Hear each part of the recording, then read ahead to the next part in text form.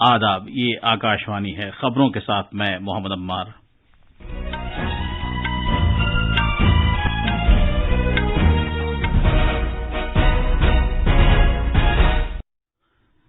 وزیر اعظم نریندر مودی کرناٹک اسمبلی انتخابات کے سلسلے میں عوامی جلسوں سے خطاب اور روڈ شو کر رہے ہیں۔ کانگریس نے اسمبلی انتخابات کے لیے اپنا انتخابی منشور جاری کیا ہے۔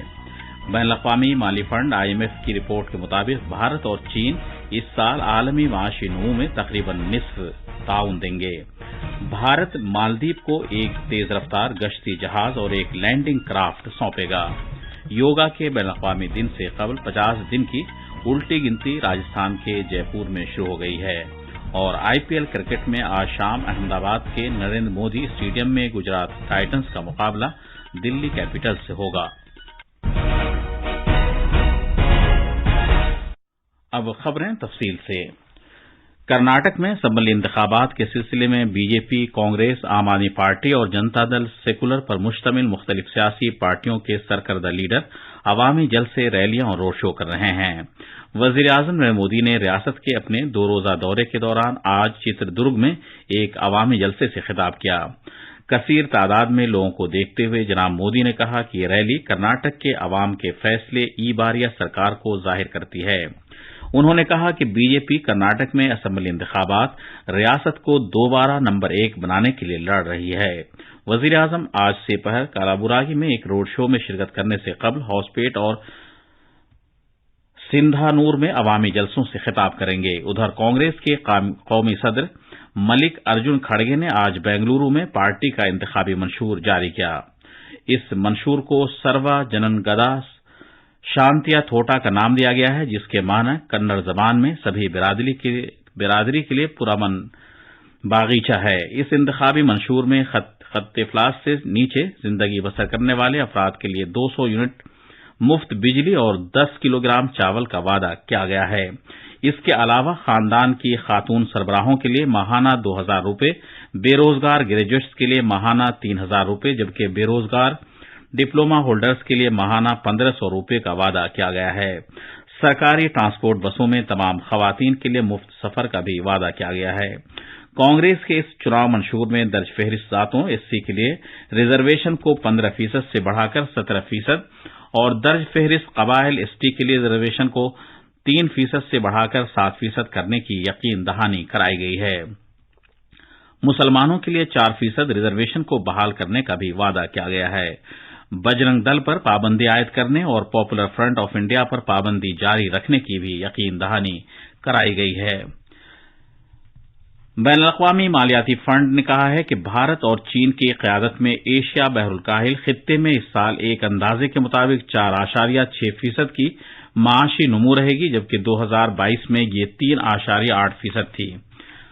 علاقائی معیشت کا منظرنامہ ایشیا اور بحر الکاہل سے متعلق اپنی منگل کو جاری کی گئی رپورٹ میں IMF نے کہا کہ یہ خطہ عالمی نمو میں تقریباً 70% کا تعاون دے گا۔ IMF کی رپورٹ میں کہا گیا ہے کہ ایشیا اور بحر الکاہل 2023 میں دنیا کے اہم خطوں میں سب سے فعال رہے گا، جو کہ چین اور بھارت کے لیے بہتر منظرنامے کی وجہ سے ہے۔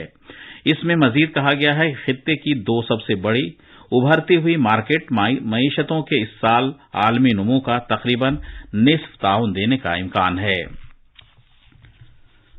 وزیر دفاع راجناتھ سنگھ مالدیپ کے صدر ابراہیم محمد صالح سے بات چیت کریں گے۔ وہ مالدیپ کے اپنے پہلے 3 روزہ دورے پر کل وہاں پہنچے ہیں۔ مالدیپ پہنچنے پر مالدیپ کی وزیر دفاع اور قومی دفاعی فورسز کے دیگر افسران نے ان کا استقبال کیا۔ کل وزیر دفاع راجناتھ سنگھ نے مالدیپ کی وزیر دفاع ماریا احمد دیدی کے ساتھ وفود سطح کی 2 طرفہ بات چیت کی۔ میٹنگ کے دوران 2 طرفہ دفاعی تعاون اور دفاع اور سیکیورٹی سے متعلق شراکت داری کو مضبوط کرنے کی خاطر نئے اقدامات جیسے معاملات پر تبادلہ خیال کیا گیا۔ جناب سنگھ نے مالدیپ کے وزیر خارجہ عبداللہ شاہد کے ساتھ بھی تبادلہ خیال کیا۔ مالدیپ میں بھارت کی جانب سے جاری 2 طرفہ دفاعی اور بنیادی ڈھانچے کی ترقی سے متعلق تعاون پر بھی بات چیت ہوئی۔ خطے کے دوست اور ساتھی ملکوں میں بھارت کے صلاحیت سازی کے وعدے پر کاربند رہتے ہوئے جناب راجناتھ سنگھ آج ایک باضابطہ تقریب میں تیز رفتار گشتی جہاز اور ایک لینڈنگ کرافٹ مالدیپ قومی دفاعی افواج کو پیش کریں گے۔ یہ خبریں آکاشوانی سے نشر کی جا رہی ہیں۔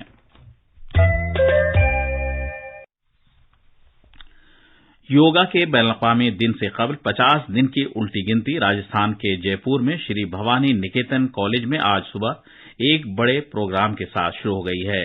اس موقع پر خطاب کرتے ہوئے ریاست کے گورنر کلراج مشرا نے کہا کہ یوگا بھارتی ثقافت کی اصل بنیاد ہے۔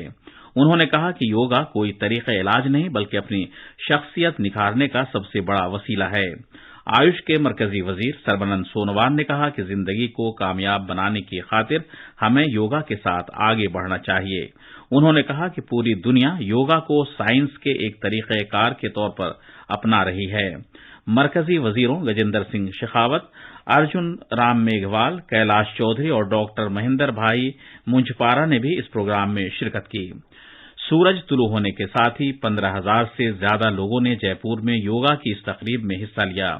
آیوروید کے قومی ادارے کے ارکان، مرکزی ریزرو پولیس فورس اور شہر کی کئی سماجی اور یوگا تنظیموں نے بھی اس میں حصہ لیا۔ یوگا کا بین الاقوامی دن 21 جون کو منایا جائے گا اور اس سے قبل 50 دن کی الٹی گنتی شروع ہو گئی ہے۔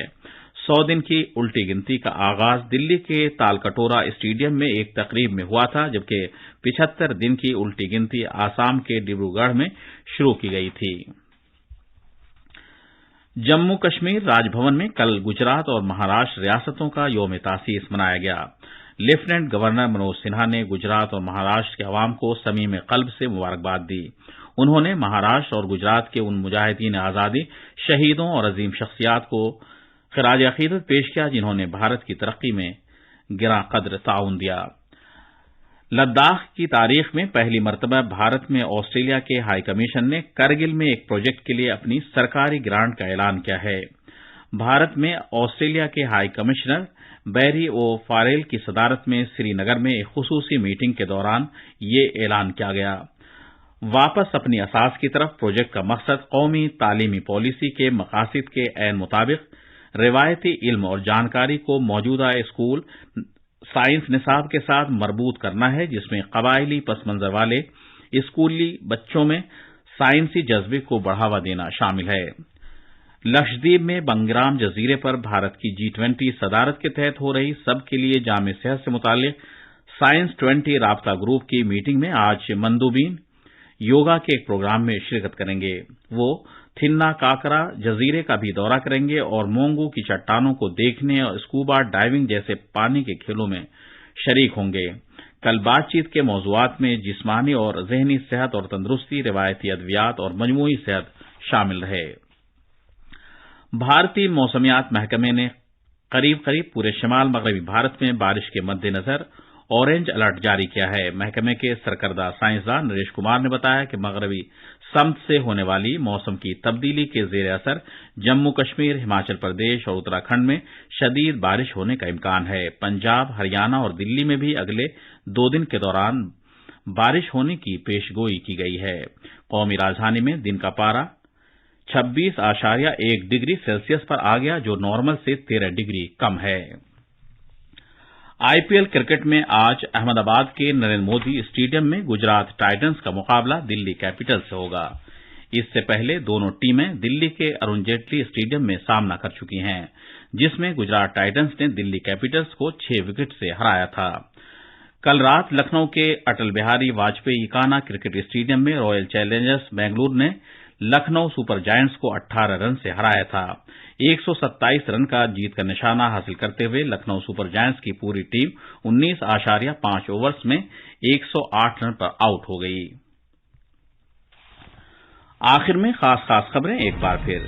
وزیر اعظم نریندر مودی کرناٹک اسمبلی انتخابات کے سلسلے میں عوامی جلسوں سے خطاب اور روڈ شو کر رہے ہیں۔ کانگریس نے اسمبلی انتخابات کے لیے اپنا انتخابی منشور جاری کیا ہے۔ بین الاقوامی مالی فنڈ IMF کی رپورٹ کے مطابق بھارت اور چین اس سال عالمی معاشی نمو میں تقریباً نصف تعاون دیں گے۔ بھارت مالدیپ کو ایک تیز رفتار گشتی جہاز اور ایک لینڈنگ کرافٹ سونپے گا۔ یوگا کے بین الاقوامی دن سے قبل 50 دن کی الٹی گنتی راجستھان کے جے پور میں شروع ہو گئی ہے اور IPL کرکٹ میں آج شام احمد آباد کے نریندر مودی اسٹیڈیم میں گجرات ٹائٹنز کا مقابلہ دلی کیپٹلز سے ہوگا۔ اس کے ساتھ ہی خبروں کا یہ بلیٹن ختم ہوا۔